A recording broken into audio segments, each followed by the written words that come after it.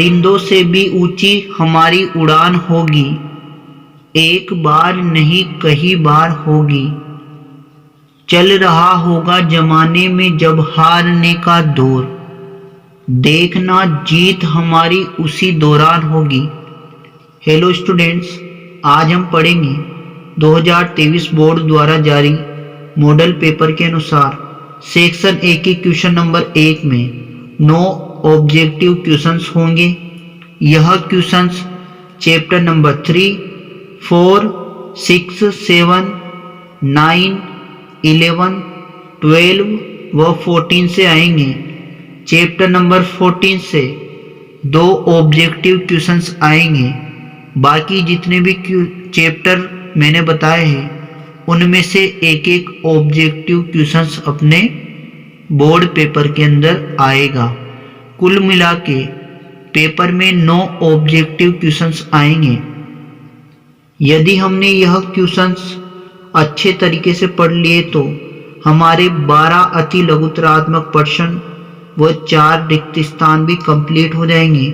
अर्थात कुल मिलाकर हमारा सेक्शन नंबर ए कंप्लीट हो जाएगा और इन क्वेश्चन की सहायता से हम सेक्शन नंबर सी व डी को भी कंप्लीट कर सकते हैं। तो इन क्वेश्चंस को अच्छे तरीके से पढ़ना है। जितने भी क्वेश्चंस इसके अंदर दिए गए हैं सारे क्वेश्चंस पेपर की दृष्टि से बहुत ही ज़्यादा महत्वपूर्ण है। तो फर्स्ट क्वेश्चन दे रखा है, प्रतिरोधकता का व्युत्क्रम होता है। तो प्रतिरोधकता के व्युत्क्रम को क्या बोलते हैं अपन? चालकत्व बोलते हैं। प्रतिरोधकता के व्युत्क्रम को क्या बोलते हैं अपन? चालकत्व। अब देखेंगे अपन चालकता क्या होती है। तो चालकता किसे कहते हैं? प्रतिरोधकता के व्युत्क्रम को अपन चालकता कहते हैं या इसे क्या बोलते हैं अपन? विशिष्ट चालकत्व। चालकता का सूत्र क्या होता है? तो चालकता का सूत्र होता है कप्पा बराबर GL/A। यदि पेपर वाले ने पूछा कि चालकता का मात्रक क्या होता है, तो चालकता का मात्रक पूछा तो अपन इसका मात्रक लिख देंगे सीमेंज मीटर इनवर्स या सीमेंज सेंटीमीटर इनवर्स। सेकंड दे रखा है इसके अंदर अपना बी, प्रतिरोधकता। तो यदि प्रतिरोधकता का मात्रक पेपर में आता है तो अपन लिखेंगे प्रतिरोधकता का मात्रक होगा ओम इंटू मीटर। प्रतिरोधकता का सूत्र भी पेपर के अंदर आ सकता है तो अपन लिख देंगे प्रतिरोधकता किससे लिखते हैं? रो से। तो रो बराबर बनेगा RA/L। अपन ने पढ़ा था सेल स्थिरांक, तो सेल स्थिरांक को किससे लिखते हैं? G* से। तो G* बराबर क्या होता है? L/A। और लास्ट अपन ने देखा चालकत्व, तो चालकत्व किससे लिखते हैं अपन? G से। तो G बराबर क्या होता है? 1/R। अर्थात प्रतिरोधकता का व्युत्क्रम क्या कहलाता है? अपना चालकत्व।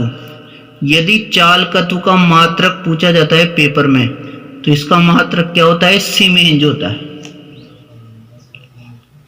इसके बाद पेपर में यदि पूछ ले कि चालकत्व G ज्ञात करने का सूत्र लिखिए तो क्या लिखेंगे अपन? G बराबर होता है kappa into A/L।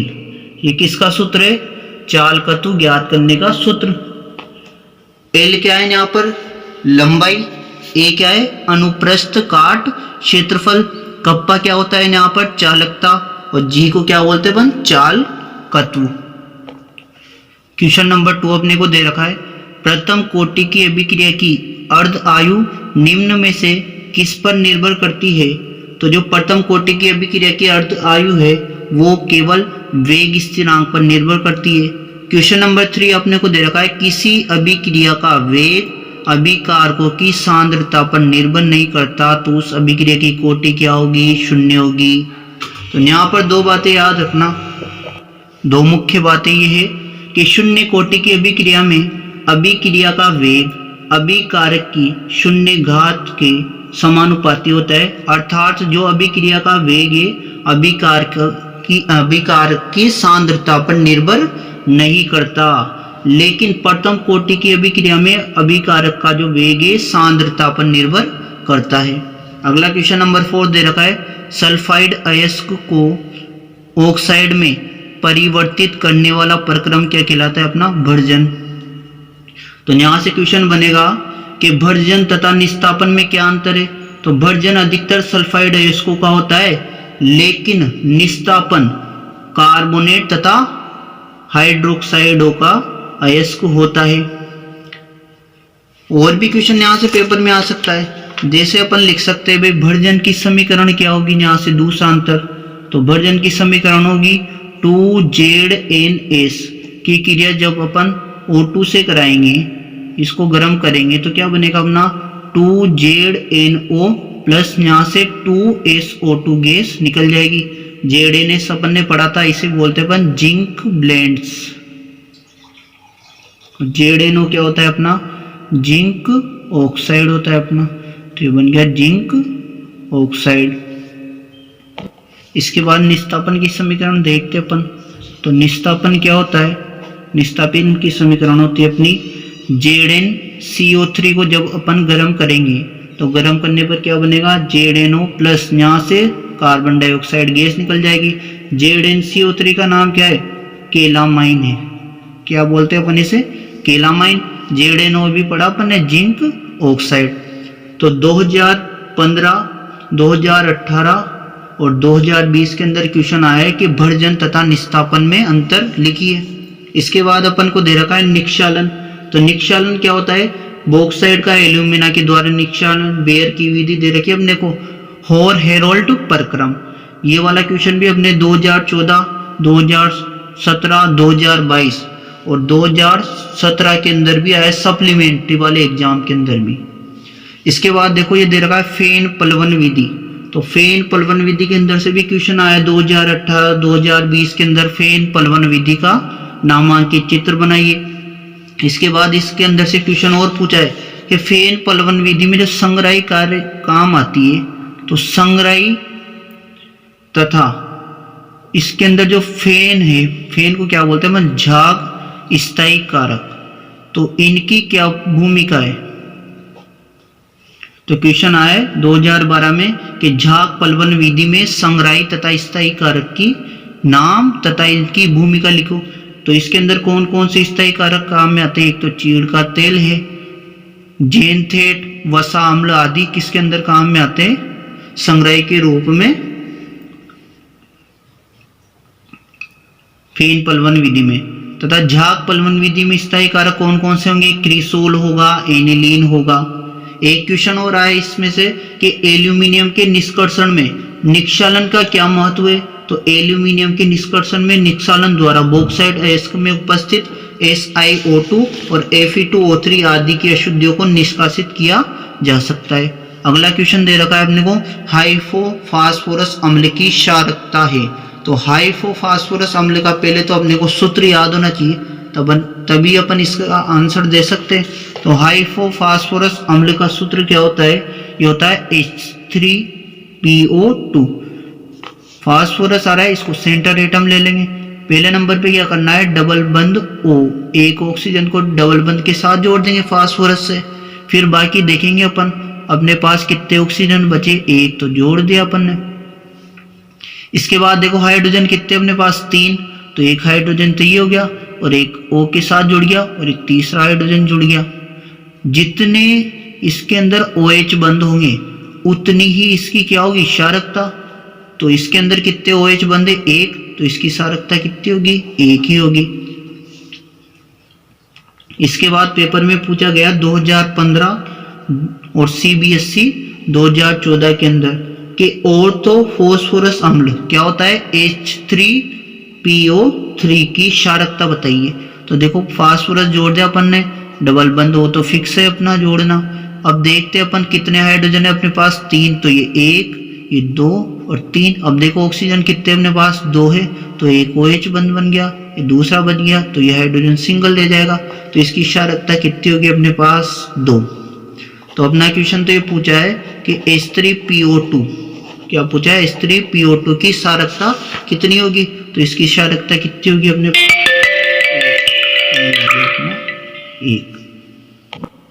Next question दे रखा है द्विधातु लिगेंड है। तो देखो HCN C2O4 -2 CO3 का 2 EDTA। अब देखो ये SCN- दे रखा है, ये जब जुड़ता है तो S की तरफ से भी जुड़ सकता है और ये दूसरी वाली साइड से भी जुड़ सकता है। तो जो दो साइड से जुड़ सकता है, जैसे अपने पास CN दे रखा है, ये C की तरफ से भी जुड़ सकता है, N की तरफ से भी जुड़ सकता है। जैसे NO2 N की तरफ से भी जुड़ सकता है, ऑक्सीजन की तरफ से भी जुड़ सकता है। तो वह लिगेंड जो दो अलग अलग परमाणुओं द्वारा धातु से जुड़ सकता है उसे क्या बोलते हैं अपन, उभयदंतुर। तो ये दो तरफ से जुड़ सकता है तो इसे तो बोलेंगे अपन उभयदंतुर। तो ये फर्स्ट वाला जो होगा ये कौन सा होगा, उभयदंतुर। सेकंड दे रखा है अपना C2O4। तो देखो कितने कार्बन है, दो, कितने ऑक्सीजन है अपने पास, 4, तो 2 ऑक्सीजन ही आगे, 2 ऑक्सीजन ही आगे। अब ये जब जुड़ेगा केंद्रीय परमाणु से तो इस टाइप से जुड़ेगा। तो द्विदंतुर लिगेंड किसे कहते हैं, वह लिगेंड जो धातु आयन से दो दाता परमाणुओं द्वारा जुड़ा होता है। तो देखो ये दो दाता परमाणुओं द्वारा जुड़ा है तो ये कौन सा लिगेंड हो गया अपना, द्विदंतुर। ये देखो CO3, जब ये CO3 जुड़ेगा तो धातु परमाणु से एक ही दाता परमाणु के द्वारा जुड़ा होगा, इसे अपन एक दंतुर बोलेंगे। EDTA, जब ये EDTA जुड़ेगा ये 6 दाता परमाणु से जुड़ेगा तो इसे क्या बोलते हैं अपन, षट दंतुर लिगेंड। अपना पूछा है द्विदंतुर लिगेंड क्या होता है, तो आंसर क्या आएगा, C2O4। 2013 के अंदर क्वेश्चन आया कि उभयदंती लिगेंड का एक उदाहरण देकर बताइए कि यह उभयदंतिक लिगेंड क्यों है। तो क्या बोलेंगे अपन, यह उभयदंतिक लिगेंड इसलिए है क्योंकि यह दो तरफ से जुड़ता है, एक समय में एक तरफ से जुड़ेगा। जैसे साइनाइड दे रखा है तो ये C की तरफ से भी जुड़ सकता है, दूसरी जगह जुड़ेगा तो ये N की तरफ से भी जुड़ सकता है, इसीलिए इसे बोलते हैं अपन उभयदंतु लिगेंड। एक बार क्वेश्चन आया 2020 के अंदर कि उभयदंतिक लिगेंड की परिभाषा लिखिए। एक बार क्वेश्चन आया 2019 के अंदर द्विदंतुर लिगेंड का एक उदाहरण लिखिए। अब देखो इसके अंदर अपन ने बहुत सारी डेफिनेशंस भी पढ़ रखी है। जैसे एक एग्जांपल ले लिया अपन ने, K4FeCN6। अब देखो जो बार वाला जो भाग होता है इसे क्या बोलते हैं अपन, प्रति आयन। ये इसका नाम होता है आयनिक मंडल। अब देखो अपन ने पढ़ा था जो इलेक्ट्रॉन युग्म देता है उसे क्या बोलते हैं अपन, लिगेंड। तो ये क्या करता है, इलेक्ट्रॉन युग्म किसको देता है, केंद्रीय परमाणु को। जो इलेक्ट्रॉन युग्म देता है उसे तो क्या बोलते हैं अपन, लिगेंड।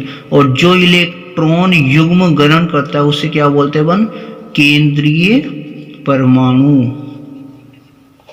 और ये पूरा जो बना संकुल ब्रैकेट के अंदर, इस संकुल का नाम क्या होता है, समन्वयी मंडल। अब देखेंगे अपन जो केंद्रीय परमाणु है वो कितने लिगेंडों से जुड़ा हुआ है, 6 से। तो 6 इसकी क्या हो जाएगी, समन्वय संख्या। इसे बोलेंगे अपन CN कोऑर्डिनेट नंबर या उपसंयोजन संख्या। अब देखो जब ब्रैकेट के अंदर एक ही प्रकार के, क्या बोला मैंने, जब ब्रैकेट के अंदर एक ही प्रकार के लिगेंड उपस्थित हो तो इसे क्या बोलते हैं अपन, होमोलेप्टिक बोलते हैं। इसे क्या बोलते हैं, होमोलेप्टिक संकुल।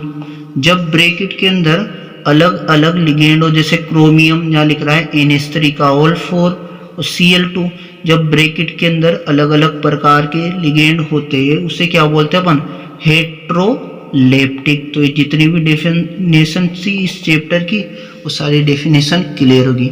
एक बार पेपर के अंदर क्वेश्चन आया कि निम्न संकुलों को होमोलेप्टिक और हेट्रोलेप्टिक में वर्गीकृत कीजिए। ये जितने भी क्वेश्चन बताए जा रहे हैं आपको इनको नोट करते रहना।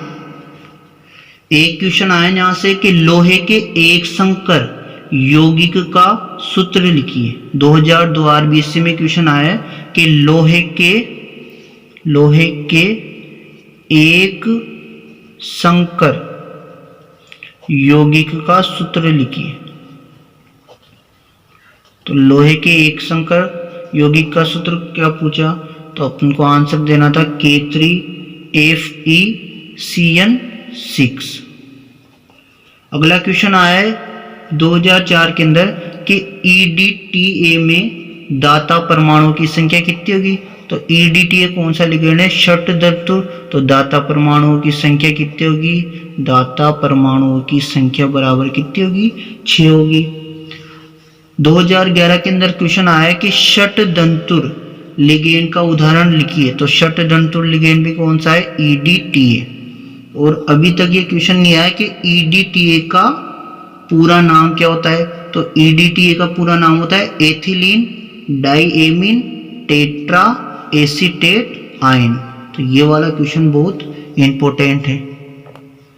अगला क्वेश्चन, मोनोहाइड्रिक एल्कोहल का एक उदाहरण लिखिए। तो मोनोहाइड्रिक एल्कोहल कौन सा इनमें, यह है आइसोप्रोपिल एल्कोहल। निम्न में से सर्वाधिक अम्लीय है, तो कौन सा होगा, फॉर्मिक अम्ल।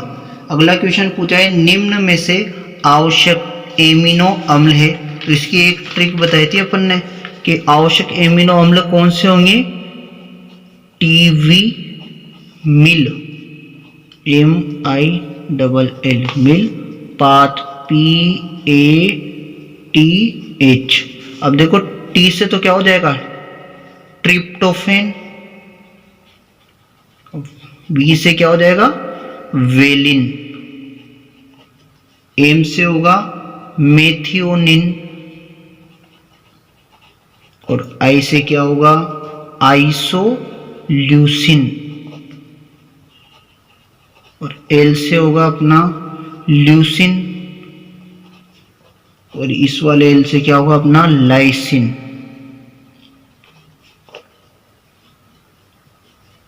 पी आएगा ना। पी से क्या होगा, फेनिल। ए से होगा एलानिन। टी से वही ट्रिप्टोफेन। और एच से होगा हिस्टिडीन। अब देखो इसके अंदर क्या क्या ऑप्शन दिया है अपने को, निम्न में से आवश्यक एमिनो अम्ल है वेलिन। तो वी से क्या होगा, वेलिन। तो वेलिन क्या होगा, आवश्यक एमिनो अम्ल। बाकी सब क्या हो गए, अनावश्यक एमिनो अम्ल। क्वेश्चन नंबर 10 पूछा है अपन से कि धात्विक चालक में आवेश के वाहक होते। तो धात्विक चालक में आवेश के वाहक कौन होंगे, इलेक्ट्रॉन होंगे। अगला क्वेश्चन दिया है उत्प्रेरक की उपस्थिति में किसी अभिक्रिया की सक्रियण ऊर्जा। अब पूछा इसने बढ़ जाती है, घट जाती है या स्थिर रहती है, या इनमें से कोई नहीं। तो देखो जब अपन ने ग्राफ बनाया था इसका, तो देखो अपन ने ग्राफ बनाया था चैप्टर नंबर 4 में कि इधर तो ली थी अपन ने ऊर्जा, इधर लिखा था अपन ने अभिक्रिया निर्देशांक। तो देखो जब अपन ने उत्प्रेरक काम में लिया था तो इसका पत्ते से ऊपर जाके घूम के फिर उत्पाद बन रहा था अपना। जब अपन ने उत्प्रेरक काम में लिया तो ग्राफ इस टाइप से बना था। तो इसने पूछा है कि जब अपन उत्प्रेरक की उपस्थिति में किसी अभिक्रिया की सक्रियण ऊर्जा क्या होगी, तो ये क्या हो जाएगी, कम हो जाएगी। देखो सक्रियण ऊर्जा कौन सी वाली होती है, ये वाली ऊर्जा होती है सक्रियण ऊर्जा। सक्रियण ऊर्जा किसे कहते हैं, वह न्यूनतम ऊर्जा जो अभिकारकों को उत्पाद में बदलने के लिए ग्रहण करना पड़ता है। अब देखो ये अभिकारकों को उत्पाद में बदलने के लिए इतनी ऊर्जा की आवश्यकता होगी, इस ऊर्जा को क्या बोलते हैं अपन, सक्रियण ऊर्जा। यहाँ पर उत्प्रेरक कार्य नहीं कर रहा, लेकिन देखो जब उत्प्रेरक काम में ले रहे अपन तो देखो ऊर्जा बहुत कम काम में आ रही है अभिकारकों से उत्पाद बनने में। तो सक्रियण ऊर्जा क्या हो जाएगी, कम हो जाएगी। ये वाला क्वेश्चन पेपर के अंदर पूछा गया है RBSc 2016 में, RBSc 2020 में और RBSc सप्लीमेंट्री वाले पेपर में आया था 2013 के अंदर। यहाँ से एक क्वेश्चन आया 2019 के अंदर कि देली ऊर्जा किसे कहते हैं, तो किसी अभिकारक की वह न्यूनतम आवश्यक ऊर्जा जो उसे उत्पाद में बदलने के लिए आवश्यक होती है उसे बोलते हैं देली ऊर्जा। और देली ऊर्जा जो होगी सामान्य अणु की ऊर्जा प्लस सक्रियण ऊर्जा। एक नोट जरूर लगाए, नोट लगा के लिखना कि जिस अभिक्रिया की सक्रियण ऊर्जा कम होती है उस अभिक्रिया का वेग क्या होता है, अधिक होता है। अगला क्वेश्चन नंबर 12 दे रखा है अपने को कि किसी अभिक्रिया की सक्रियण ऊर्जा को प्रभावित करने वाला कारक कौन सा है? ताप है। ठीक है ना, किसी अभिक्रिया की सक्रियण ऊर्जा को प्रभावित करने वाला कारक कौन सा है? ताप है। क्यों है? तो इसका रीजन देख लो कि ताप बढ़ाने पर सक्रियण ऊर्जा से अधिक ऊर्जा प्राप्त टक्कर करने वाले अणुओं की संख्या बढ़ती है, अतः अभिक्रिया का वेग भी क्या हो जाता है? बढ़ जाता है। अगला क्वेश्चन दे रखा है अपन को कि पीतल बनाने में प्रयुक्त धातुएं हैं, तो पीतल बनाने में प्रयुक्त धातुएं ट्रिक से याद रखना, पिताजी से। तो देखो पीतल किस किस से बनता है? पिताजी से। तो पीतल किससे बनता है? तांबा प्लस जिंक से। तो ये बन गया तांबा मतलब कॉपर प्लस जिंक। तो यहाँ ऑप्शन में देखो कॉपर प्लस जिंक। अब देखो यहाँ पर दो क्वेश्चन और याद रखना। ये तो पूछा है अपन से पीतल, यदि अपन से पूछ ले कांसा, क्या पूछ ले अपन से? कांसा किस किस से मिलकर बना होता है? तो कांसा किस किस से मिलकर बना होता है? कॉपर प्लस एसेंस से। और एक याद रखना जर्मन सिल्वर किस किस से मिलकर बना होता है? तो जर्मन सिल्वर अपना कॉपर जिंक प्लस निकल से मिलकर बना होता है। ये वाला क्वेश्चन चैप्टर नंबर 2 में भी काम का आएगा, 6 में भी अपना काम का रहेगा। और ये वाला क्वेश्चन अपना डी और एफ ब्लॉक वाला जो चैप्टर नंबर 8 है उसके अंदर भी अपना काम का रहेगा। अब देखो क्वेश्चन नंबर 14 में अपने को दे रखा है कि OF2 में ऑक्सीजन की ऑक्सीकरण अवस्था बताइए। तो देखो इसके लिए क्या करेंगे अपन, ये ऑक्सीजन है तो जिसकी निकालनी है उसको तो अपन X मान लेंगे। तो OF2 में निकालनी है तो ऑक्सीजन को क्या मान लेंगे अपन? X plus 2 into fluorine chlorine bromine iodine, तो माइनस का 1 इक्वल बराबर में कोई चार्ज नहीं है तो 0 आ जाएगा। X प्लस माइनस माइनस 2 को 1 से गुणा करेंगे 2 बराबर 0, X बराबर कितना आ जाएगा? प्लस का 2। तो कितना आंसर आएगा अपना? प्लस 2। अगला क्वेश्चन दे रखा है लिगेंड सामान्यतः होते हैं, तो लिगेंड क्या होते हैं? लुईस क्षार। अगला क्वेश्चन दे रखा है फिनोल पर KOH तथा CH Cl3 की अभिक्रिया का नाम क्या कहलाता है? फॉर्मिलीकरण कहलाता है। क्वेश्चन नंबर 17 में दे रखा है अपने को एल्डिहाइड तथा कीटोन की मुख्य अभिक्रिया कौन सी है? तो एल्डिहाइड और कीटोन की सबसे मुख्य अभिक्रिया है नाभिक स्नेही योगात्मक अभिक्रिया। प्रोटीन क्या होते हैं? अपन ने पढ़ा था प्रोटीन किसे कहते हैं? वो पॉलीपेप्टाइड को प्रोटीन कहते हैं अपन। लेकलांसी सेल में एनोड का कार्य कौन करता है? तो लेकलांसी जो सेल है इसमें एनोड का कार्य कौन करता है? जिंक। और लेकलांसी सेल का नामांकित चित्र जरूर ध्यान में रखना है अपने को। अगला क्वेश्चन दे रखा है अभिक्रिया के वेग की इकाई। तो देखो mole litre inverse, mole second inverse, molar litre inverse second. ये पढ़ी नहीं पढ़ी अपन ने? Mole litre inverse second inverse, तो यही होगी अपनी। अगला देखो समय के किसी क्षण पर वेग ज्ञात करने के लिए ज्ञात किया जाता है, तो क्या ज्ञात किया जाता है? प्रारंभिक वेग, औसत वेग, तात्क्षणिक वेग। उपरोक्त में से कोई नहीं। तो किसी क्षण पर वेग ज्ञात करने के लिए क्या ज्ञात किया जाता है? तात्क्षणिक वेग। अगला क्वेश्चन दे रखा है अयस्कों के सांद्रण की फेन प्लवन विधि कौन से अयस्कों के लिए प्रयुक्त की जाती है? तो फेन प्लवन विधि किसके लिए प्रयुक्त की जाती है? सल्फाइड अयस्कों के लिए प्रयुक्त की जाती है। इसका नामांकित चित्र याद रखना। इसमें संग्राही कौन सी काम में आती है? फेन स्थायी कारक या झाग स्थायी कारक कौन से होते हैं? इसके अंदर ये वाले क्वेश्चन आते हैं, इसका नामांकित चित्र जरूर ध्यान रखना।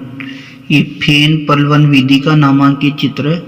इस चित्र के अंदर एक विलोडक होता है, ये पेडल होता है, ये आधात्री होती है। तो ये वाला चित्र जरूर याद रखना, ये बहुत इंपॉर्टेंट चित्र है अपना। अगला क्वेश्चन दे रखा है अपने को HClO एक क्या है? ऑक्साइड, ऑक्सी अम्ल, क्लोराइड या हाइड्राइड। तो HClO एक क्या है? अपना ऑक्सी अम्ल है। अगला क्वेश्चन दे रखा है K4 आया K4 FeCN6 में Fe की प्राथमिक संयोजकता कितनी है? तो K4 FeCN6 में Fe की प्राथमिक संयोजकता कितनी होगी? तो इसकी प्राथमिक संयोजकता +2 होगी। प्राथमिक संयोजकता कैसे ज्ञात करते हैं? तो प्राथमिक संयोजकता धातु की क्या होती है? ऑक्सीकरण अवस्था। तो इसको निकाल के देख लेंगे। ये दे रखा है अपने को K4FeCN6। अब देखो ये 4 तो 4 आ गया। पोटेशियम के ऊपर कितना चार्ज होता है? प्लस का 1 प्लस Fe का निकालना है तो इसको x मान लेंगे प्लस 6 इंटू साइनाइड के ऊपर कितना चार्ज? माइनस का 1 इक्वल 0। ये बनेगा 4 प्लस 6 x माइनस का 6 इक्वल 0। ये बनेगा x। इसको सोल्व करेंगे अपन तो माइनस का 2 इक्वल 0। x इक्वल कितना जाएगा? प्लस का 2। इसे बोलते अपन प्राथमिक संयोजकता धातु की ऑक्सीकरण अवस्था। एक होती है द्वितीयक संयोजकता। अगला क्वेश्चन दे रखा है अपने को CH3O CH3 और ये दे रखा है इस वाले पे CH3 का IUPAC नाम लिखो। देखो इसका IUPAC नाम लिखने के लिए क्या करेंगे अपन? ये देखो इसको 1 दे देंगे, इसको 2 दे देंगे, या इसको 3 दे देंगे, या इसको 1 दो, इसको 2 दो, या इसको 3 दे दो। अब देखो 2 वाले नंबर पे कौन सा समूह आ रहा है? ये आ रहा है मेथोक्सी। तो इसका नाम क्या हो जाएगा? 2 पे मेथोक्सी और ये 3 कार्बन की श्रृंखला है तो प्रोपेन। तो देखो 2 मेथोक्सी प्रोपेन आ रहा है क्या? ये आ रहा। अगला क्वेश्चन दे रखा है फेलिंग परीक्षण में प्राप्त लाल अवक्षेप निम्नलिखित में से किस यौगिक के बनने के कारण आता है? तो इसके अंदर क्या आंसर आएगा? Cu2O। दूध में पाई जाने वाली शर्करा कौन सी है? तो दूध के अंदर कौन सी शर्करा पाई जाती है? लैक्टोस। निम्नलिखित में से किसकी चालकता सबसे अधिक होगी? तो किसकी होगी? सिल्वर की।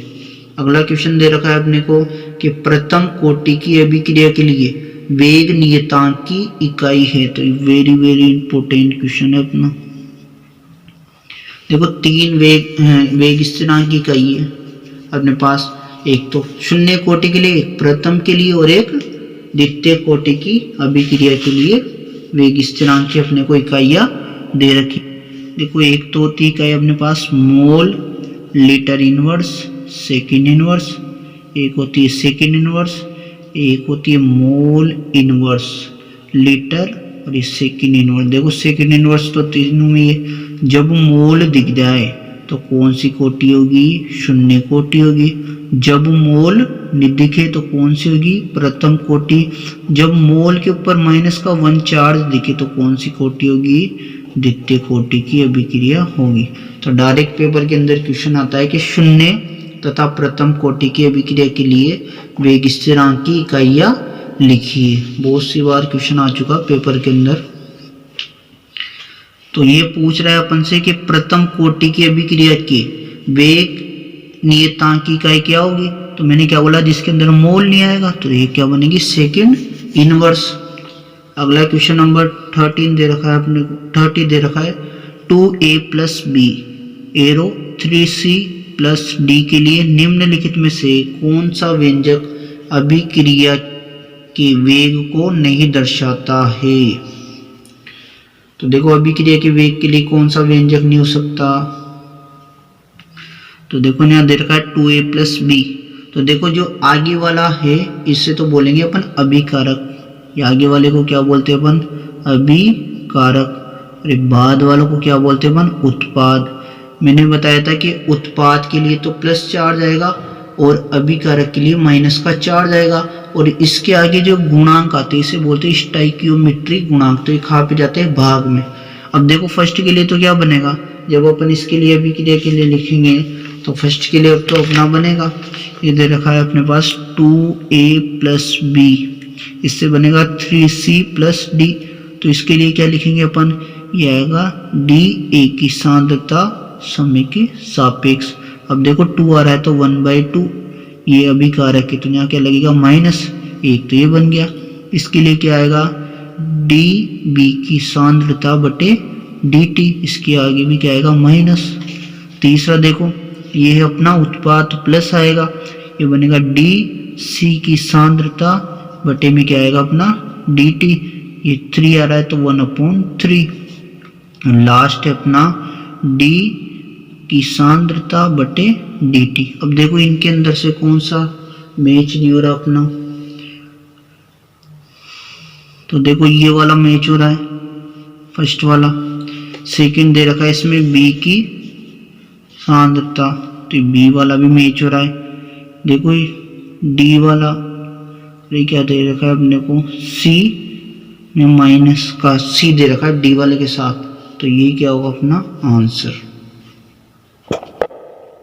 तो पेपर में थोड़ा सा करेक्शन कर लेना, यहाँ पे प्लस चार्ज आएगा। अगला क्वेश्चन दे रखा है अपने को, निम्नांकित में से आयरन का अयस्क है।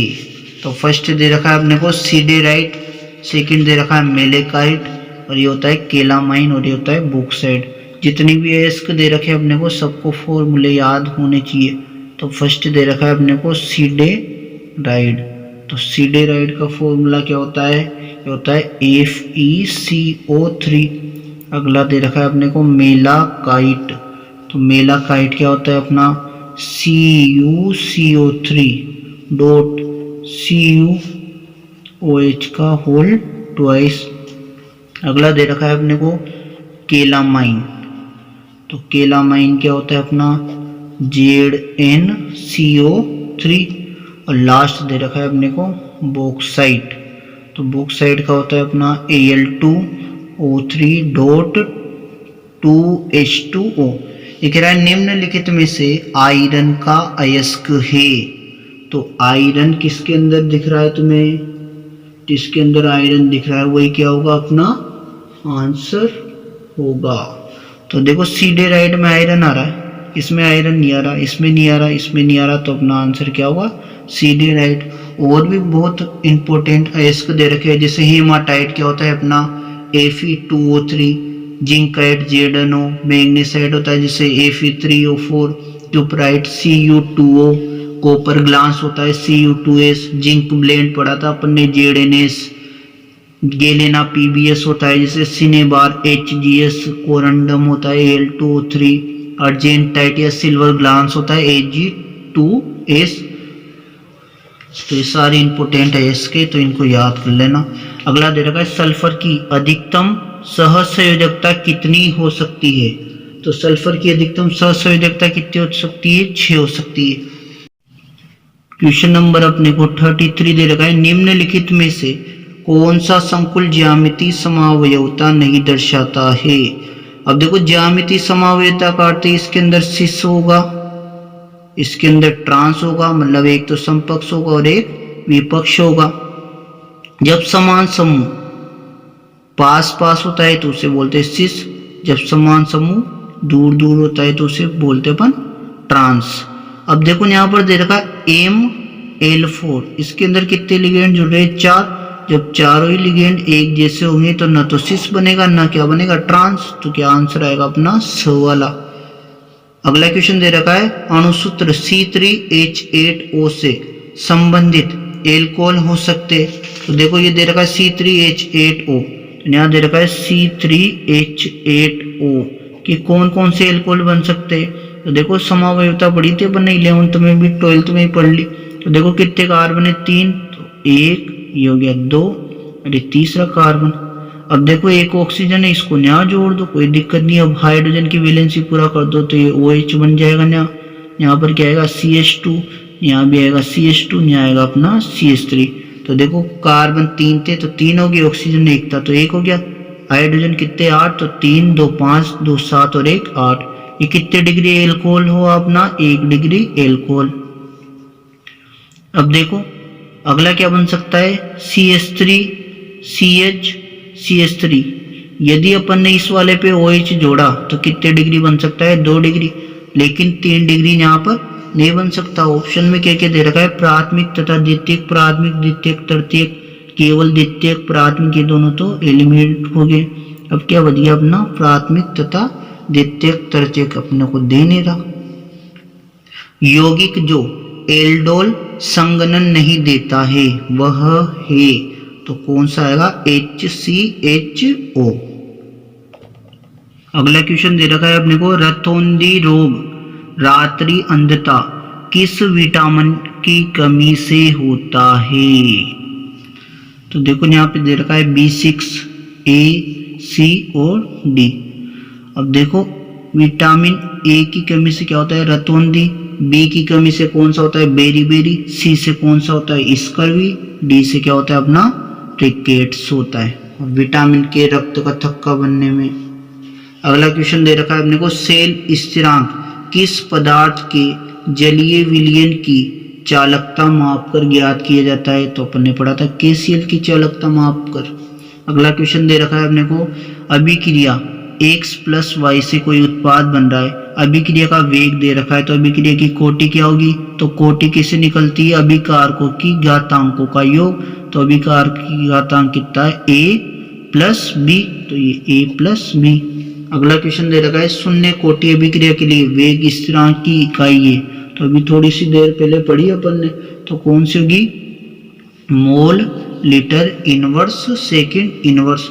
अगला क्वेश्चन बोल रहा है अपन से कि निम्नलिखित में से कौन सा यौगिक एल्यूमिनियम का अयस्क है, तो अपन ने देखो Al2O3.2H2 पढ़ा अपन ने भी थोड़ी सी देर पहले, तो ये आ गया बॉक्साइट। अगला दे रखा है प्रबलतम अम्ल कौन सा इनके अंदर से, तो सबसे प्रबलतम कौन सा होगा HI। अगला क्वेश्चन दे रखा है AfCO5 का IUPAC नाम क्या हुआ, तो देखो IUPAC नाम किससे लिखेंगे, देखो CO को क्या बोलते हैं अपन कार्बोनिल, कितनी बार आ रहा है 5 बार, तो इसको बोलेंगे पेंटा कार्बोनिल। और Fe को क्या बोलेंगे अपन आयरन बोलेंगे। यदि इसके ऊपर माइनस चार्ज होता तो आयरन को क्या बोलते हैं अपन फिर फेरेट। अब देखो इसकी ऑक्सीकरण अवस्था निकालेंगे अपन, तो देखो Fe की निकालनी, तो Fe को तो क्या मान लेंगे अपन X मान लेंगे, FeCO5 में निकाल लिया अपने को ऑक्सीकरण अवस्था, तो देखो क्या मानेंगे अपन, इसको लिखेंगे अपन पेंटा कार्बोनिल। Fe को क्या बोलेंगे अपन आयरन। अब इसकी आएगी ऑक्सीकरण अवस्था, तो Fe को तो अपन ने मान लिया X + 5, CO के ऊपर कितना चार्ज होता है 0 बराबर 0, X बराबर कितना गया अपना 0, तो ये अपना आंसर रहेगा।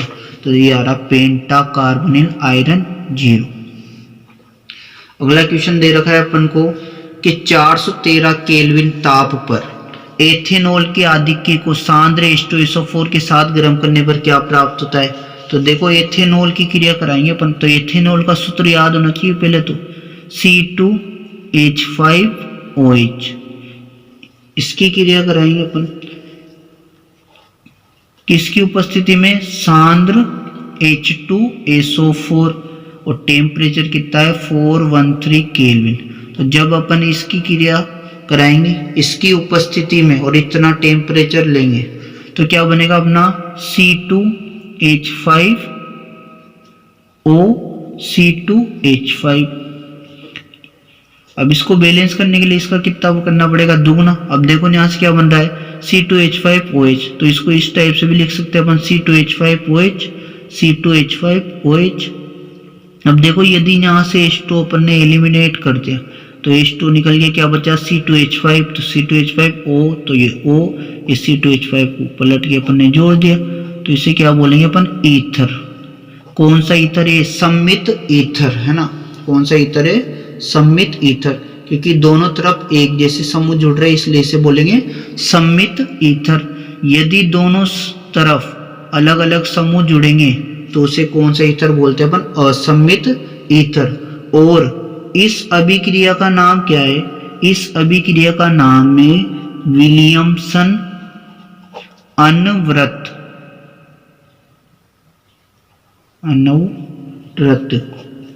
ईथरीकरण, या तुमने पढ़ा होगा इसको एल्कोहलों के निर्जलीकरण द्वारा, तो वही अभिक्रिया है ये। तो इसके अंदर क्या आएगा C2H5O C2H5। अगला क्वेश्चन दे रखा है एसिटिक अम्ल से एसिटिक क्लोराइड बनाने में निम्नलिखित में से अभिकर्मक को प्रयुक्त नहीं किया जा सकता, तो कौन सा आएगा। अब देखो PCl5 प्रयुक्त हो सकता है, PCl3 SOCl2 Cl2 नहीं आएगा। अगला क्वेश्चन दे रखा है प्राणी शरीर में कार्बोहाइड्रेट किसके रूप में संचित होता है, तो किसके रूप में होता है, ग्लाइकोजन।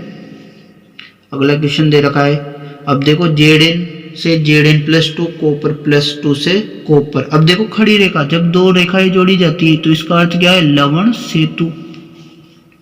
अगला क्वेश्चन दे रखा है, अभिकारक अणुओं को उत्पाद में परिवर्तित करने के लिए आवश्यक ऊर्जा। अभी थोड़ी देर पहले पढ़ के आया अपन कि अभिकारक अणुओं को उत्पाद में बदलने के लिए कौन सी ऊर्जा काम में लेंगे अपन, सक्रियण ऊर्जा। रेडियो एक्टिव विघटन की दर कौन सी कोटि की अभिक्रिया होगी, तो रेडियो एक्टिव की विघटन की जो दर है वो अपनी प्रथम कोटि की अभिक्रिया होगी। अब देखो मंडल पुरस्करण जो विधि है धातु की शोधन के लिए प्रयुक्त होती है।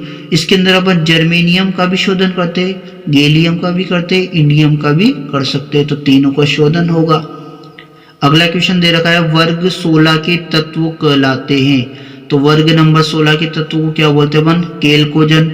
वर्ग नंबर 17 के तत्व को बोलेंगे अपन हेलोजन। वर्ग नंबर 18 के तत्व को क्या बोलते हैं अपन, उत्कृष्ट गैसे, नोबल गैसे, विरलतम गैसे। शून्य वर्ग भी अपन इसको ही बोलते हैं। संक्रमण तत्व कौन से को बोलते हैं अपन, डी ब्लॉक के तत्व को क्या बोलते हैं अपन, संक्रमण तत्व। एफ ब्लॉक के तत्व को क्या बोलते हैं अपन, आंतरिक संक्रमण तत्व। और एस ब्लॉक के जो तत्व है उसे बोलते हैं अपन क्षार धातुएं। और एस और पी ब्लॉक के दोनों के तत्वों को जब अपन मिलाएंगे तो उसे बोलते हैं अपन निरूपक तत्व। तो सारे क्वेश्चन याद होना चाहिए।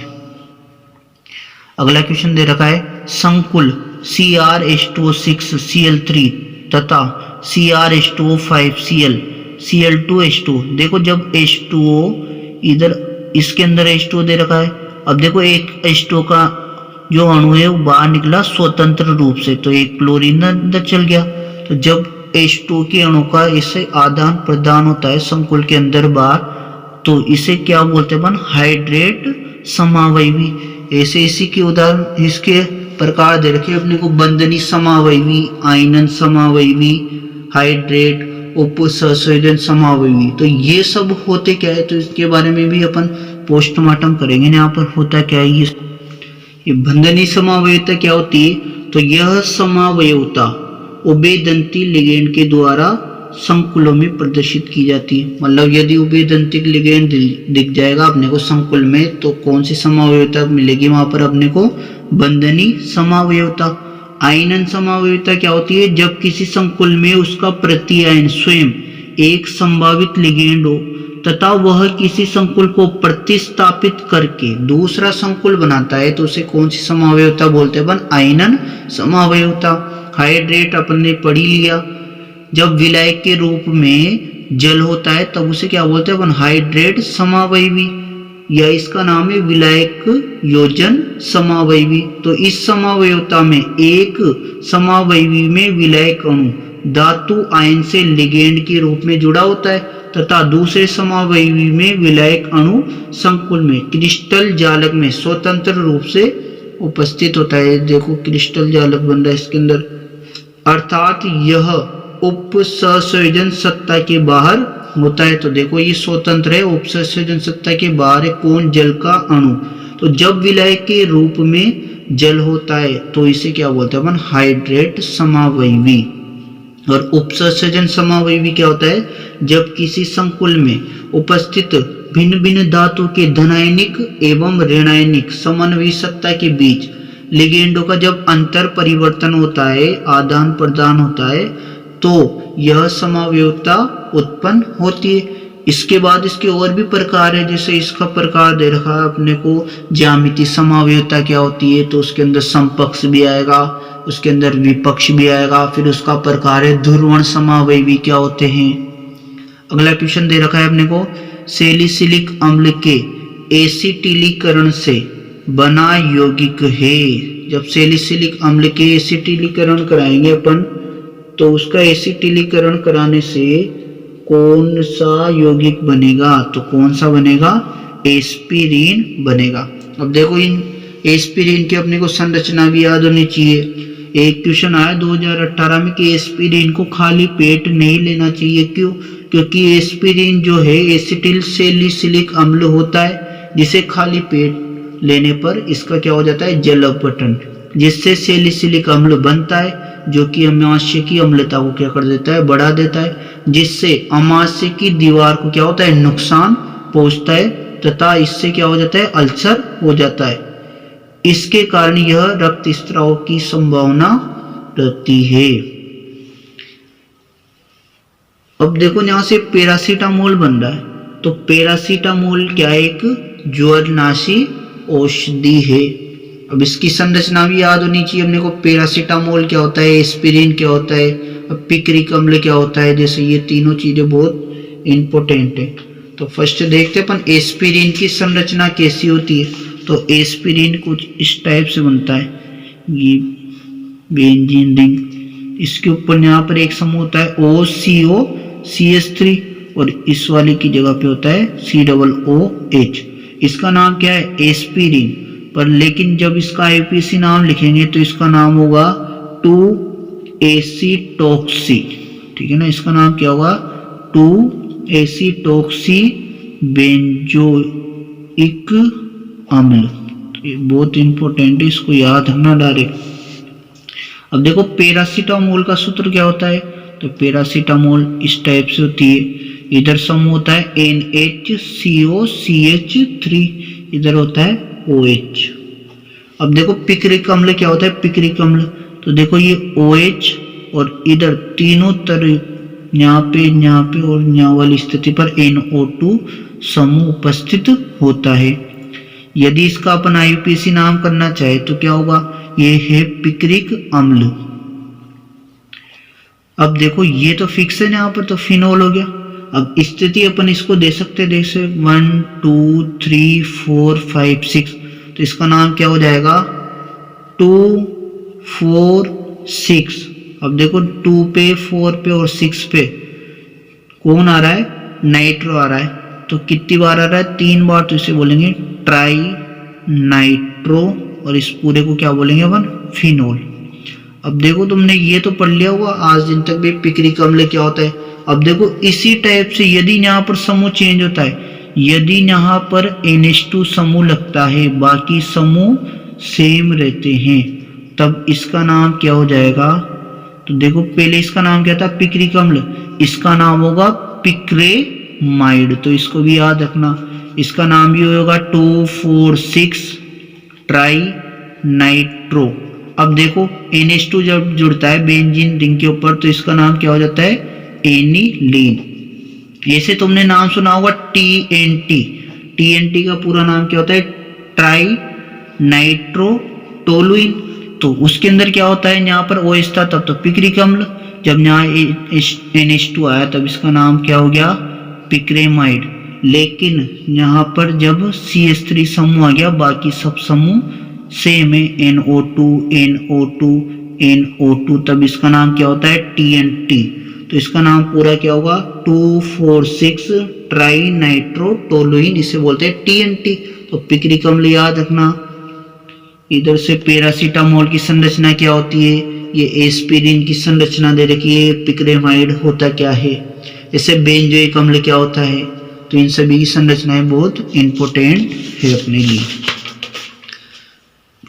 अगला क्वेश्चन दे रखा है, निम्नलिखित में से किस यौगिक में केनिजारो अभिक्रिया नहीं होती है, तो क्या आएगा इसमें, द आएगा अपना CH3CHO।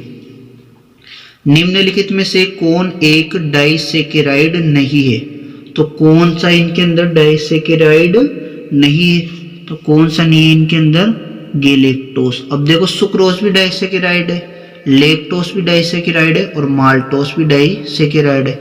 जब सुक्रोज का जल अपघटन करेंगे अपन लैक्टोस की उपस्थिति में तब क्या बनता है, जब सुक्रोज का जल अपघटन माल्टोस की उपस्थिति में करेंगे तो क्या बनेगा, जब सुक्रोज का जल अपघटन सुक्रोज की उपस्थिति में करेंगे तब क्या बनेगा। तो ये याद होना चाहिए अपने को, तो इसको याद जरूर रखना। देखते अपन ने लिया सुक्रोज, तो सुक्रोज का सूत्र क्या होता है अपना, C12H22O11। इसका जब जल अपघटन किया मतलब H2 से क्रिया कराई। अब देखो तीनों जगह उपस्थिति अलग अलग ली, ठीक है ना। तीनों जगह क्या लेंगे अपन, उपस्थिति अलग अलग। जब इसका जल अपघटन माल्टोस की उपस्थिति में कराया, ठीक है ना, जब इसका जल अपघटन माल्टोस की उपस्थिति में कराया तो अपने को देखो, जब सुक्रोज का जल अपघटन माल्टोस की उपस्थिति में कराएंगे तो अपने को माल ही माल प्राप्त होगा, मतलब जो प्रोडक्ट प्राप्त होगा वो एक जैसा ही प्राप्त होगा बार बार। तो अपने को क्या प्राप्त होगा, C6H12O6 प्लस C6H12O6, मतलब अपने को क्या प्राप्त होगा, ग्लूकोस प्लस ग्लूकोस प्राप्त होगा। जब माल्टोस की उपस्थिति में कराएंगे अपन सुक्रोज का जल अपघटन तो माल ही माल प्राप्त होगा, मतलब एक जैसा ही उत्पाद अपने को प्राप्त होगा, तो ग्लूकोस प्लस ग्लूकोस। जब सुक्रोज का जल अपघटन सुक्रोज की उपस्थिति में कराएंगे तो क्या प्राप्त होगा, सुक्रोज मतलब शर्करा, तो शर्करा किसके अंदर पाई जाती है, फ्रूट में, मतलब फ्रक्टोज प्लस ग्लूकोज तो फिक्स रहेगा तीनों में, तो ग्लूकोज प्लस फ्रक्टोज प्राप्त होगा। सूत्र सभी का सेम है, C6H12O6 प्लस C6H12O6। लेकिन जब सुक्रोज का जल अपघटन अपन लैक्टोज की उपस्थिति में कराएंगे तो ग्लूकोज तो तीनों में फिक्स है सही, प्लस क्या बनेगा, लैक्टोज तो बनेगा गैलेक्टोज, तो गैलेक्टोज C6H12O6 ये बन गया अपना ग्लूकोज। तो फिर सुक्रोज का जल अपघटन जब माल्टोज की उपस्थिति में कराएंगे तो माल ही माल प्राप्त होगा, मतलब एक जैसा प्रोडक्ट प्राप्त होगा, ग्लूकोज प्लस ग्लूकोज। जब सुक्रोज का जल अपघटन सुक्रोज की उपस्थिति में कराएंगे तो शर्करा प्राप्त होगी, मतलब फ्रक्टोज फ्रूट शुगर, तो फ्रक्टोज प्लस ग्लूकोज। जब लैक्टोज की उपस्थिति में सुक्रोज का जल अपघटन होगा तो क्या प्राप्त होगा, अपना गैलेक्टोज प्लस ग्लूकोज। तो देखो तीनों में ग्लूकोज तो कॉमन है, पर नाम से पता रखना है किसमें क्या प्राप्त होगा। यदि यह अपने को पता है तो अपन लैक्टोज की, सुक्रोज की और माल्टोज की संरचना बना सकते हैं ग्लूकोज वाले चैप्टर में, और ये याद है तो इनसे अपन आगे वाली संरचना भी पेपर के अंदर बना सकते हैं। तो ये बहुत इंपॉर्टेंट संरचना है, तो ये समीकरण याद है तो अपना काम कंप्लीट हो जाएगा।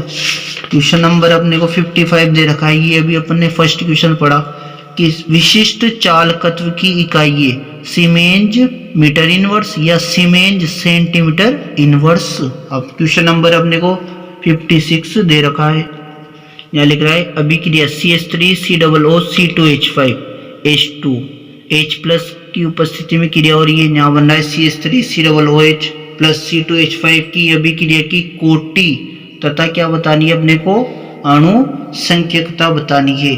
तो ये वाली अभिक्रिया कौन सी कोटि की अभिक्रिया है, छदम प्रथम कोटि की अभिक्रिया है। अब अपने को पता होना चाहिए कि छदम प्रथम कोटि की अभिक्रिया होती क्या है, वह अभिक्रिया जिसकी कोटि एक हो लेकिन अणुसंख्यकता क्या हो, एक से अधिक हो, उसे क्या बोलेंगे अपन, छदम प्रथम कोटि की अभिक्रिया बोलेंगे। तो देखो ये दे रखा है अपने को एस्टर का अम्लीय माध्यम में जल अपघटन। तो देखो छदम प्रथम कोटि की अभिक्रिया ये होती है कि जिसकी कोटि एक हो, तो इस अभिक्रिया की कोटि तो एक तो होगी, ये तो फिक्स हो गया, पर अणुसंख्यकता कितनी इसकी, तो देखो एक अणु इसका एक अणु इसका, तो कितने अणु हो गए, 2 हो गए। अब देखो यहाँ पर माइंड में आ रहा होगा कि इसकी कोटि एक क्यों होगी, तो देखो यहाँ पर जब इसका वेग स्थिरांक लिखेंगे तो ये बनेगा CH3COOC2H5, इसकी घात तो कितना बन जाएगी 1, और H2 क्या मानेंगे अपन, स्थिरांक, इसकी पावर कितनी होगी 0। तो ये तो यहाँ से सोल्व कर देंगे अपन, इसको तो हटा देंगे, तो ये स्थिरांक तो हट गया, तो इसकी कोटि कितनी हो जाएगी ओनली 1, लेकिन अणु कितने इसमें 2, तो इसकी अणुसंख्यकता कितनी होगी 2। ये क्वेश्चन अपन पढ़ के आए भी, डेफिनेशन पढ़ी थी अपन, सक्रियण ऊर्जा किसे कहते हैं, देहली ऊर्जा किसे कहते हैं। तो देखो किसी रासायनिक अभिक्रिया के लिए देहली ऊर्जा क्या होती है, सक्रियण ऊर्जा प्लस अभिकारकों की सामान्य ऊर्जा होती है।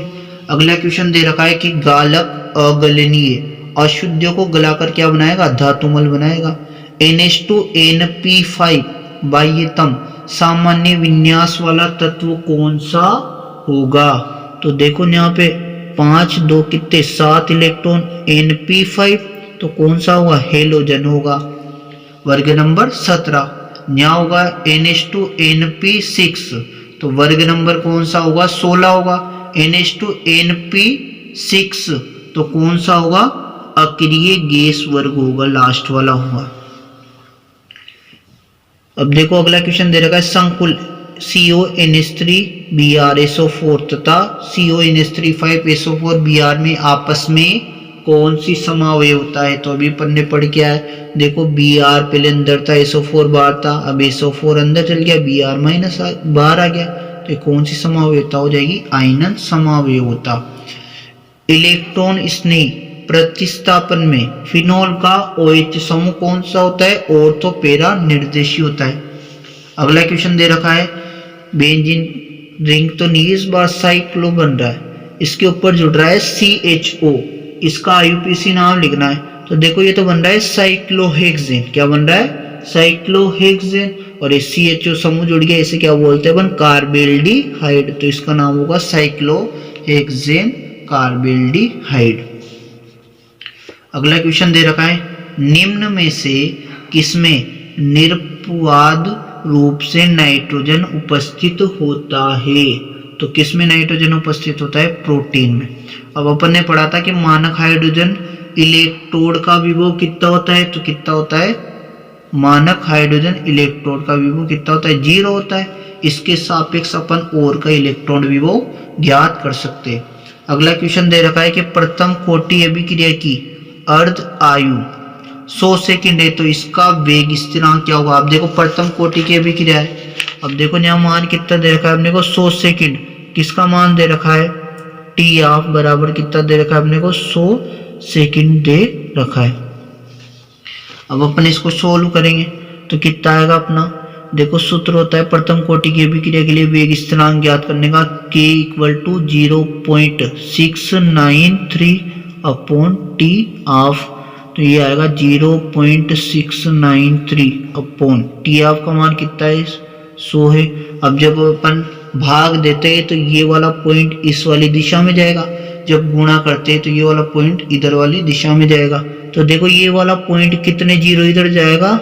2 जीरो इधर जाएगा, तो ये बनेगा 0.00693। ये सेकंड चल रहा है अपना। यदि अपन इस पॉइंट को इधर बढ़ाएंगे तो 10 की पावर किस में आएगी? माइनस में आएगी। तो देखो यदि अपन ने लिखा 6.93 तो 10 की पावर कितना आएगा? 1 2 3, तो ये बन जाएगा माइनस का 3 और ये हो गया अपना सेकंड। अब देखो ये वाला ऑप्शन आ रहा है कि इसके अंदर 6.93 इंटू 10 की पावर माइनस का 3 सेकंड, तो ये वाला आ जाएगा अ वाला। अगला दे रखा है शून्य कोटि अभिक्रिया का उदाहरण कौन सा होगा? तो शून्य कोटि की अभिक्रिया का उदाहरण होगा ये वाला। अगला क्वेश्चन दे रखा है अपने को Al2O3 के विद्युत अपघटन से एल्यूमिनियम प्राप्त करने की विधि कौन सी होगी? तो एल्यूमिनियम प्राप्त करने की विधि होगी होल हेरोल्ट प्रक्रम। इसका चित्र भी पेपर के अंदर आता है। इसका चित्र इस प्रकार का होगा, देख ये इस टाइप का चित्र है इसका, होल हेरोल्ट प्रक्रम का। तो ये वाला चित्र भी अपने को याद होना चाहिए, बहुत इंपॉर्टेंट चित्र है अपना। अब देखो यहाँ पर बहुत सारे क्वेश्चन बनते हैं कि मोन प्रक्रम क्या होता है, वोन आर्केल विधि होती क्या है, और हेरोल्ट देख लिया अपन ने। मंडल परिष्करण विधि वेरी वेरी इंपॉर्टेंट है, ठीक है ना। मंडल परिष्करण विधि का नामांकित चित्र पेपर में बहुत सी बार आ गया। इसका चित्र किस टाइप से होता है? तो इसका चित्र कुछ इस प्रकार का होता है। ये मंडल परिष्करण विधि का नामांकित चित्र दे रखा है, इसको जरूर याद रखना। ये पढ़ा था अपन ने, जर्मेनियम, सिलिकॉन, बोरोन, गैलियम और इंडियम को इससे प्राप्त किया जाता है। ये वाला चित्र भी याद रखना। इसके अंदर एक क्या लगाते हैं अपन? तापक लगाते हैं। इस तापक को घुमाते रहते, अशुद्धियाँ एक कोने पे हो जाती है, छड़ को काट कर अलग कर लिया जाता है इसके अंदर। और देखो एक क्वेश्चन आया कि वोन आर्केल विधि में कौन सी धातुओं का शुद्धिकरण किया जाता है? तो वोन आर्केल विधि जो है इसके अंदर जिरकोनियम मतलब ZR, ठीक है ना, इसके अंदर ZR तथा टाइटेनियम का किया जाता है शुद्धिकरण। मोहन प्रक्रम में होने वाली समीकरण लिखी है, ये भी पेपर के अंदर बहुत बार क्वेश्चन आया। तो देखो जब अपन अशुद्ध निकल लेंगे, क्या लेंगे अपन, अशुद्ध निकल, अशुद्ध निकल की क्रिया 4CO, ये कार्बोनिल से कराएंगे अपन 330 से 350 केल्विन पर, तो ये बनेगा NiCO4।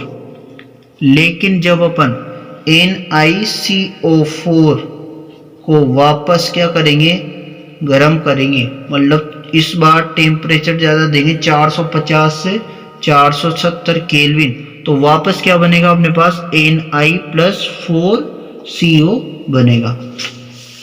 अगला क्वेश्चन दे रखा है अपने को कि किस तत्व की इलेक्ट्रॉन लब्धि एंथैल्पी अधिकतम ऋणात्मक होगी। तो सबसे ज्यादा इलेक्ट्रॉन लब्धि एंथैल्पी किसकी होगी, तो इलेक्ट्रॉन लब्धि एंथैल्पी जब भी पेपर के अंदर आएगी तो किसकी लिखी जाएगी, सबसे ज्यादा क्लोरीन की होगी।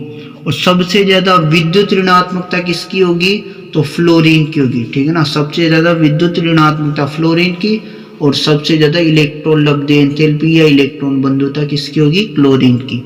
अगला क्वेश्चन पूछा है कि निम्नलिखित में से किसके जलीय विलयन में स्वतंत्र Fe+3 आयन उपस्थित होगा। तो देखना है अपने को, अपन ने पढ़ा था कि द्विक लवण तथा संकुल में क्या अंतर है। तो जब भी अपन संकुल को जल के अंदर डालेंगे तो प्रति आयन तथा संकुल अलग हो जाएगा, लेकिन द्विक लवण को जैसे अपन पानी में डालेंगे तो इसके सारे जो आयन है वो सब क्या हो जाएंगे, अलग अलग हो जाएंगे। तो इसके अंदर अपन को क्या क्या दे रखा है, K3FeCN4। अगला दे रखा है अपने को NH4SO4 FeSO4.6H2, दे रखा है K4FeCN6, और लास्ट दे रखा है अपने को Fe2SO4। अब देखो यहाँ 3 आ रहा है, इधर 2 आ रहा है, तो ये इससे मल्टीप्लाई हुआ होगा तभी तो Fe2SO4 का होल थ्राइस बनेगा। तो किससे प्राप्त होगा, Fe2 से। अगला क्वेश्चन है कि सीरे मोले सेज के किण्वन में शर्करा सुक्रोज से ग्लूकोज तथा फ्रक्टोज के बनने में कौन सा एंजाइम प्रयुक्त होता है। अभी थोड़ी देर पहले पढ़ के आया अपन ग्लूकोज प्लस फ्रक्टोज। तो ग्लूकोज प्लस फ्रक्टोज किससे प्राप्त होता है, फ्रूट शुगर। फ्रूट शुगर किससे प्राप्त होती है अपने को, तो ये याद होना चाहिए अपने को, इन्वर्टेज से। किससे प्राप्त होती है, इन्वर्टेज से। दूध का दही में बदलना कौन से एंजाइम की उपस्थिति में होता है, ये भी पेपर के अंदर आता है। अगला दे रखा है अपने को टोलेन अभिकर्मक निम्नलिखित में से किस धातु आयन का NH3 के साथ क्या बनाता है, संकुल बनाता है। तो किसके साथ बनाएगा, Ag+ के साथ। अगला क्वेश्चन दे रखा है कि ग्लूकोज को ब्रोमीन जल से ऑक्सीकृत करने पर क्या बनता है। तो जब ग्लूकोज को ब्रोमीन जल से अपन ऑक्सीकृत करेंगे तो क्या प्राप्त होगा, ग्लूकोनिक अम्ल। अब यहाँ से और क्वेश्चन भी आते हैं अपने कि जब अपन ने लिया ग्लूकोज, क्या लिया, ग्लूकोज या ग्लूकोज, कोई दिक्कत नहीं है। जब इसकी क्रिया अपन Br2 जल से कराएंगे तब अपने को क्या प्राप्त होगा, ग्लूकोनिक अम्ल। Very very important. लेकिन जब ग्लूकोज की क्रिया कराएंगे अपन और उपस्थिति लेंगे प्लस HNO3, ऑक्सीकरण कराएंगे तो क्या प्राप्त होगा अपने को, सेकेरिक अम्ल प्राप्त होगा। यदि अपन ग्लूकोज की क्रिया HI से कराते हैं तो क्या प्राप्त होगा अपने को, N हेक्सेन प्राप्त होगा। इस टाइप से उपस्थिति भिन्न भिन्न, तो प्रोडक्ट भी क्या प्राप्त होगा अपने को, भिन्न भिन्न ही प्राप्त होगा। अब क्वेश्चन नंबर 72 के बाद अपना क्वेश्चन नंबर आता है 73। 73 में दे रखा है निम्नलिखित में से किसके जलीय विलयन में विद्युत धारा प्रवाहित करने पर इसका विघटन होगा। तो किससे होगा, सिल्वर नाइट्रेट से। किसी अभिक्रिया में अभिकारक की प्रारंभिक सांद्रता दुगनी करने पर उस अभिक्रिया की अर्ध आयु भी पहले की तुलना में दुगनी हो जाती है, तो इस अभिक्रिया की कोटि क्या होगी, 0 होगी। ठीक है। किसी अभिक्रिया वेग की ताप पर निर्भरता को निम्नलिखित में से किस समीकरण से दर्शाया जाता है। तो ये वाली इक्वेशन पढ़ी थी अपन ने। अगला दे रखा है नीलम निम्नलिखित में से किसका खनिज है। तो पेपर के अंदर आता है कि खनिज और अयस्क में क्या अंतर है। तो किसका खनिज है ये? नीलम, एल्यूमिनियम का। निम्नलिखित में से किस तत्व में अक्रिय युग्म प्रभाव सबसे अधिक पाया जाता है? तो सबसे अधिक अक्रिय युग्म प्रभाव बिस्मथ में पाया जाता है। कमेंट बॉक्स में रिप्लाई करो कि अक्रिय युग्म प्रभाव किसे कहते हैं। किसी संक्रमण धातु के संकुल का विन्यास T2G4Ag2 है। धातु आयन में जुड़े लिगेंड की प्रकृति है। देखो T2G में तो कितने इलेक्ट्रॉन है? 4 है। Ag में कितने हैं? 2 है। देखो T2G बना अपन ने, T2G में कितने कक्षक होते? 3 होते। Ag में कितने होते? 2 होते। अब देखो T2G में कितने इलेक्ट्रॉन है? 4, तो 2 इसमें आ जाएंगे, तीसरा और ये चौथा। Ag में कितने? 2, तो 2 इलेक्ट्रॉन अपन ने इस टाइप से भर दिए। तो धातु आयन से जुड़े लिगेंड की प्रकृति क्या होगी? यदि प्रबल होता तो इलेक्ट्रॉनों का क्या होता? चक्रण होता। यदि इलेक्ट्रॉनों का चक्रण ही नहीं हुआ तो लिगेंड कौन सा होगा? फिर दुर्बल ही होगा। तो कौन सा आएगा? दुर्बल क्षेत्र। देखो फिनोल की यशद रज के साथ अभिक्रिया से बना उत्पाद कौन सा होता है? तो कौन सा होता है? अपना बेंजीन। अगला क्वेश्चन दे रखा है अपने को, अभिक्रिया CH3COAg प्लस Br2 CCl4 की उपस्थिति में हो रही carbon tetrachloride CH3Br plus CO2 plus AgBr कौन सी अभिक्रिया है? ये पता लग रही है हुंसडीकर अभिक्रिया है। आज का लास्ट क्वेश्चन है, निम्नलिखित में से जल में विलेय विटामिन कौन सा है? तो जब भी इसी टाइप का क्वेश्चन रहा है कि जल में विलेय विटामिन कौन सा होगा, वसा में विलेय विटामिन कौन सा होगा, तो इसके लिए एक बहुत ही अच्छी ट्रिक है कि गई भैंस पानी में, क्या ट्रिक है? गई भैंस पानी में भैंस से B और C जो विटामिन होगा वो जल में विलेय होगा। बाकी जितने भी विटामिन है सब किस में विलेय होंगे? वसा में, अर्थात लिपिड में विलेय होंगे। तो गई भैंस पानी में B और C। तो देखो विटामिन D लिपिड में मिले, विटामिन E लिपिड में मिले, विटामिन A लिपिड में मिले, विटामिन C ये किस में विलय होगा? जल में विलय होगा। यदि वीडियो अच्छी लगी हो तो इसे लाइक शेयर करना ना भूले और चैनल को सब्सक्राइब करना ना भूले। दोस्तों एक वीडियो को बनाने में बहुत वक्त लगता है, वीडियो को बनाने में काफ़ी मेहनत करनी पड़ती है। इस वीडियो को ज़्यादा से ज़्यादा शेयर करें।